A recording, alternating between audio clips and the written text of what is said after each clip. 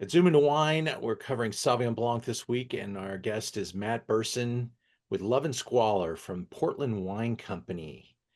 How are you, Matt? Good. Hi, Ian. Hi, everybody. Matt, we're tasting Sauvignon Blancs of the world, and it's great to fit a wonderful wine that you're making called Love and Squalor from the Willamette Valley into our show tonight. And this is my first time meeting you, and I'm really a fan of your wine, and I'd love to learn more about you. Tell us about Matt Berson and Portland Wine Company. Well, I grew up in the San Francisco Bay Area, and after college, ended up working in restaurants and got a taste for wines that I couldn't afford, and food I couldn't afford as well. And so that sort of started the journey of exploration from the restaurant side. In 2001, I moved up to Portland, chased a girl up here. Um, she's still around somewhere.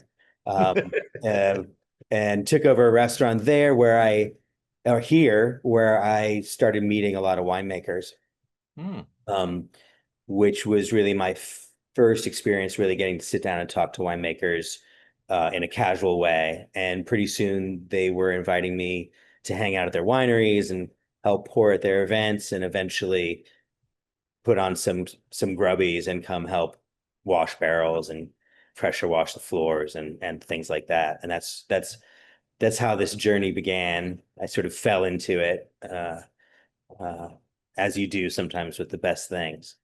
Yeah, that Yeah. sounds very familiar, Matt. Yeah. The girl too. I think I met her as well at some point in my life. So, Yeah, she's still around. Maybe.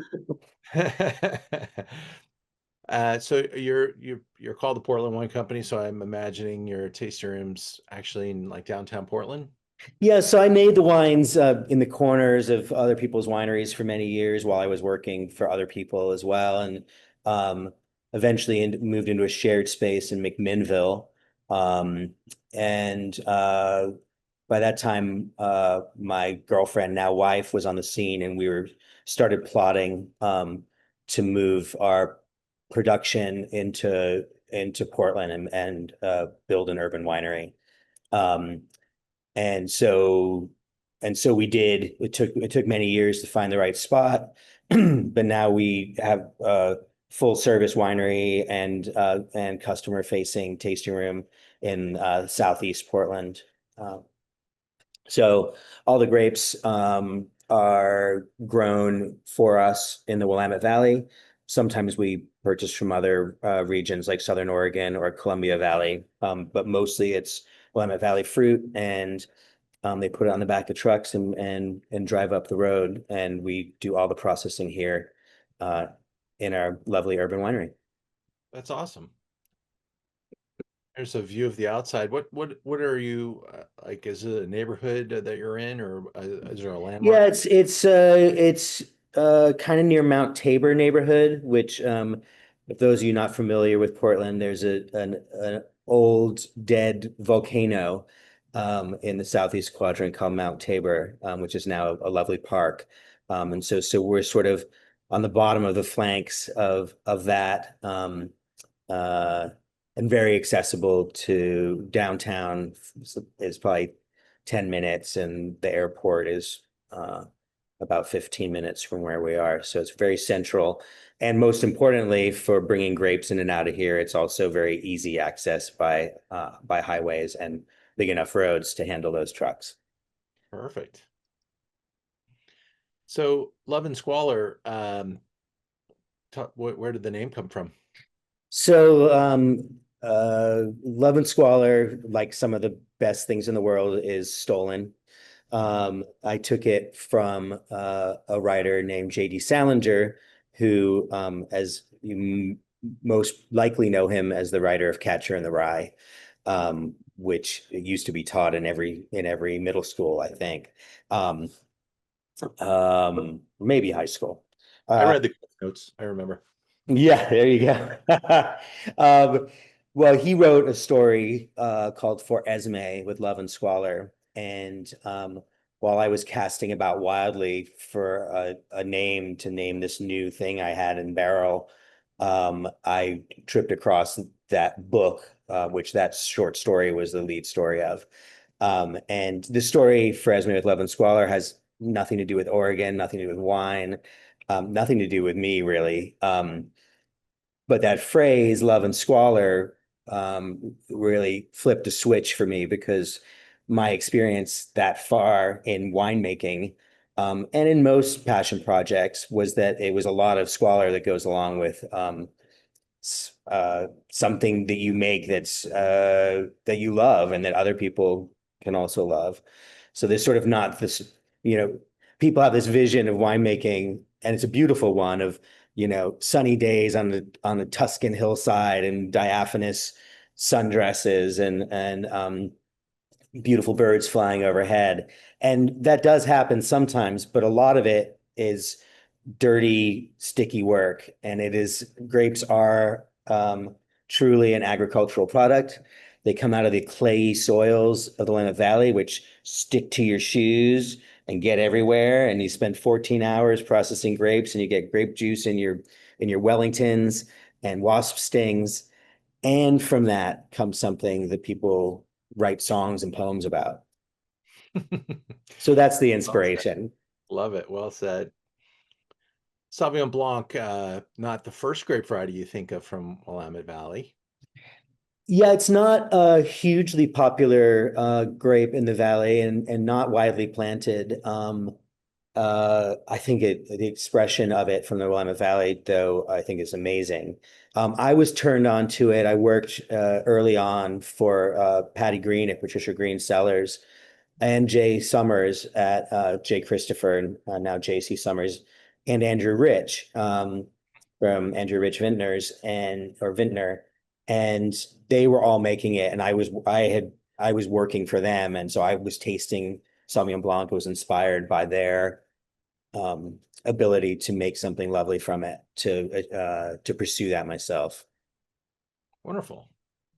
And is there any super like special technique that you guys are using or not using? Well, from my mind, the trick of Sauvignon Blanc is picking it at the right time. Sauvignon Blanc is an early ripening grape, perhaps right around when the Chardonnay comes off, or maybe a little after. Um, and as the grape ripens, as all the grapes ripen, the pH shifts, the acid levels in the grape shift. But if you the acid levels in the Sauvignon Blanc berries can shift quite dramatically over the course of just one or 2 days. And so if you lose that, you don't want it to be too acidic, or else you're making uh, sanitary cleaner. Um, but you want enough acid in there that it can carry that beautiful ripe fruit flavors. So you have to pick it right where that acid is right.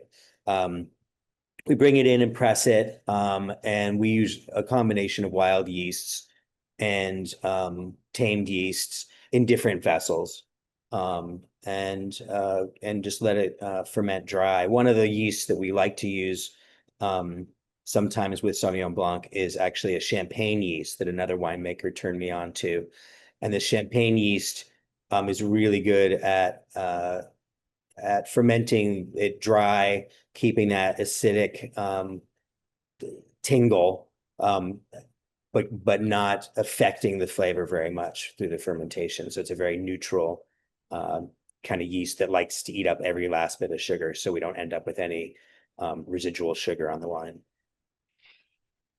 Yes, yeast is the next frontier for us all to Yeah. learn about. I think yeah, I can see the day coming when we start talking about yeast strains at a little bit more conversational level. It's been left to the geeks and the Yeah, well, you walk into a winery supply store, which many of you have never have, I'm sure, and why would you? But there's rows and rows of shelves with little 500 gram packets of freeze-dried yeasts, and they're all either captured at different wineries around the different famous wineries around the world in different winemaking growing regions, or they're developed in a lab to for special attributes, whether it's making your wine taste more tropical or more earthy or being effective in different